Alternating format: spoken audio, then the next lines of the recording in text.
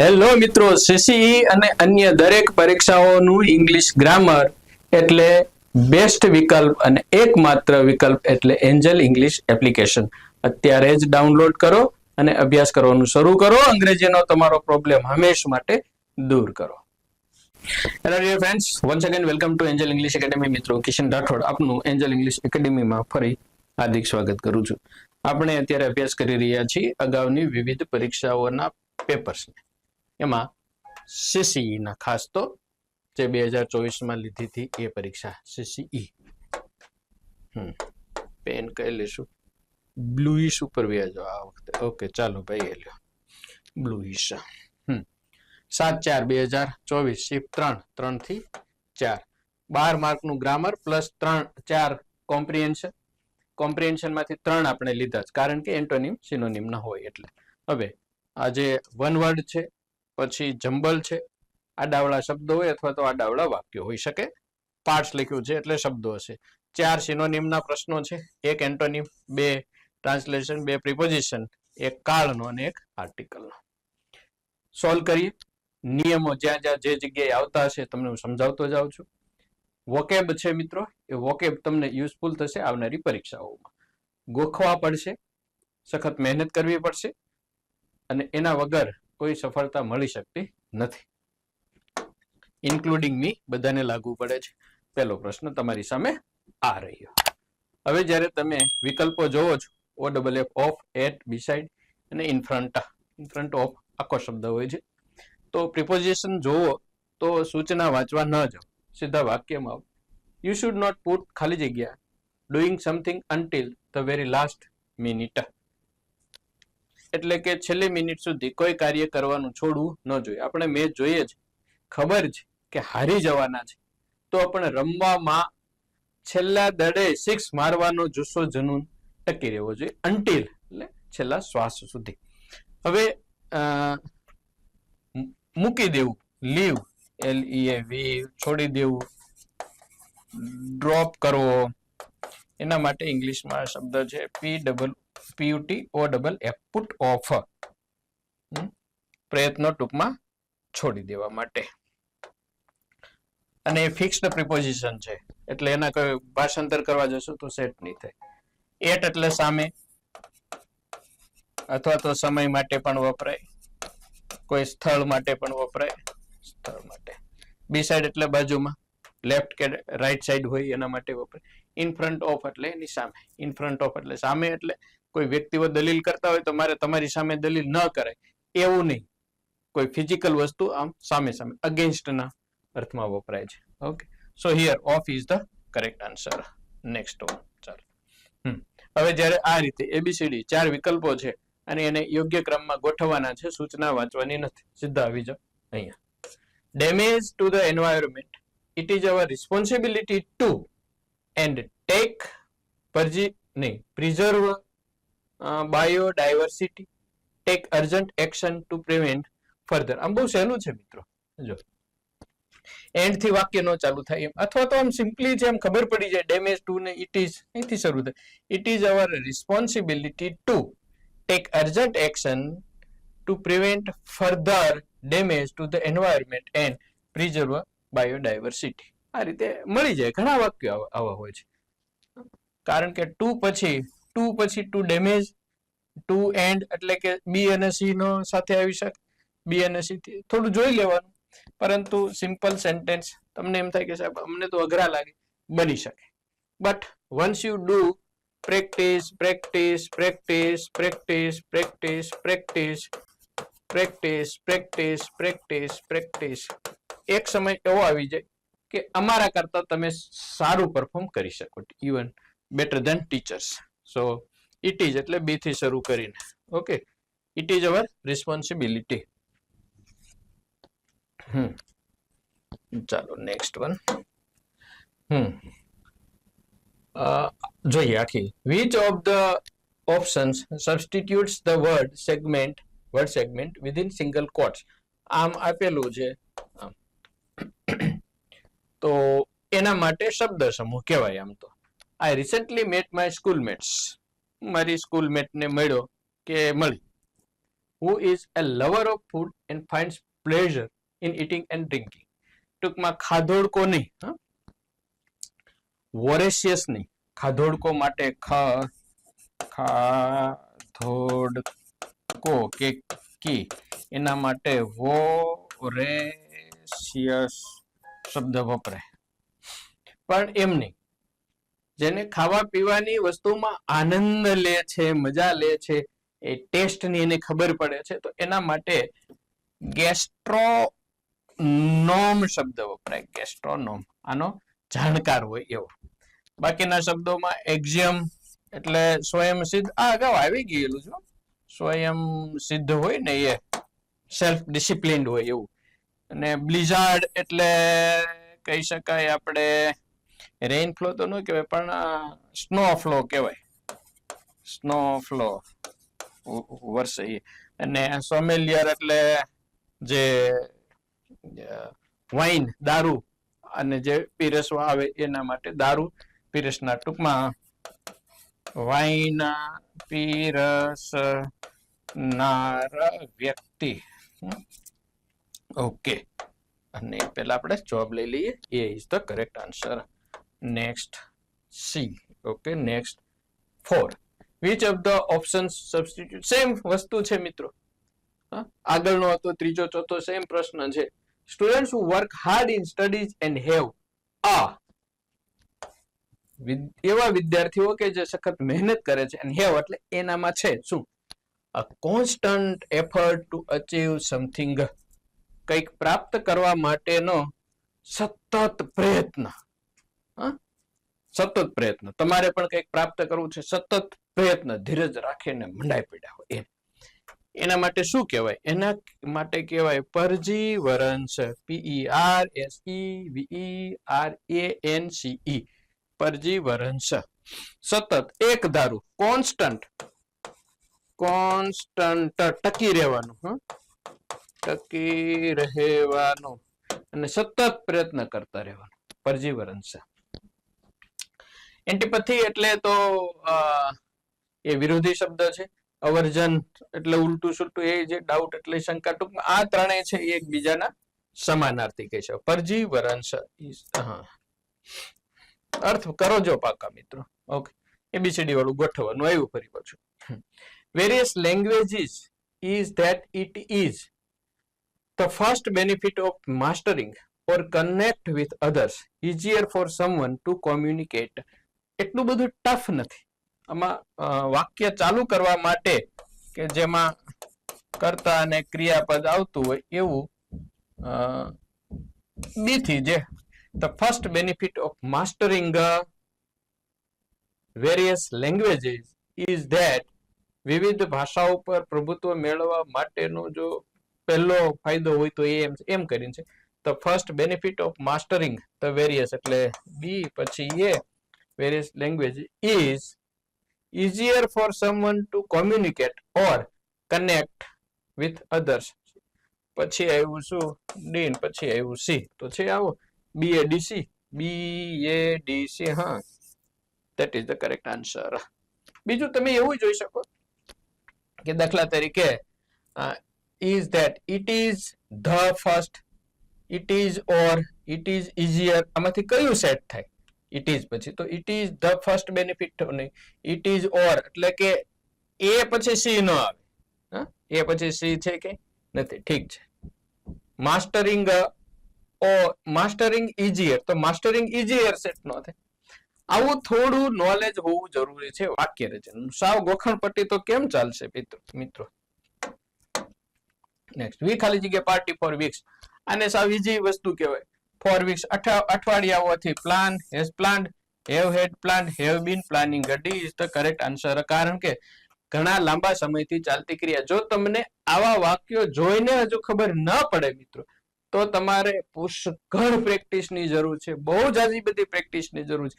કારણ કે આમાં તમને 5 સેકન્ડમાં જવાબ ખબર પડી જાય, અને આવો સમય બચાવીને તમારે આગળ વધવાનું. સર તમને જ ખબર નહીં, ભાઈ મને નહીં, આમાં ક્યાં લાંબુ વાંચવાનું જ નથી. હું present tense, form, appropriate present, યોગ્ય વર્તમાન લખવાનો છે તો કયું આવે? એમાં ચાલુ પૂર્ણ વર્તમાન જ આવે. નેક્સ્ટ, ચાલો 7. Importance of scientific research can be traced back to the ancient times when medicine was in its early stages and major operations were similar to death warrants. આવા બે ત્રણ વાક્યો ઘણા પેપર્સમાં અમે જોયું કે એમાં એકદમ પ્યોરલી કોનું ભાષાંતર છે? ગૂગલેનું છે ભાઈ. ગૂગલેનું ભાષાંતર લઈ અને આગળ વધેલા છે. હવે જો વૈજ્ઞાનિક સંશોધનોનું મહત્વ પ્રાચીન સમયમાં શોધી શકાય છે. બધામાં જ importance of scientific research can be traced back to the ancient times. એ શોધી શકાય છે. એ બધા શોધી શકાય છે. શોધી શકાય છે. શોધી શકાય છે.